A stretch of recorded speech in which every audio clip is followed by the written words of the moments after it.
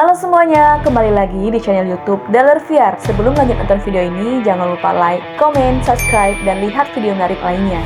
Di video kali ini, kita akan test drive motor Carya roda 3 di jalan tanjakan.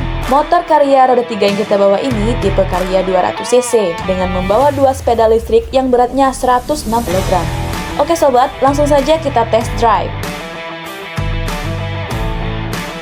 Sobat VR bisa lihat sendiri motor Carya roda 3 ini cukup stabil, kuat, bertenaga, dan kerja dengan baik walaupun di jalan tanjakan. Bisa kita simpulkan bahwa motor Carya roda 3 ini sangat tangguh dan mampu menaklukkan jalan tanjakan. Jadi, jika teman-teman sering melalui jalan tanjakan dengan membawa beban, motor ini jelas bisa diandalkan.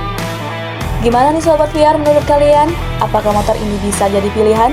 Jangan lupa komen di bawah ya. Semoga bermanfaat dan sampai jumpa di video kami selanjutnya.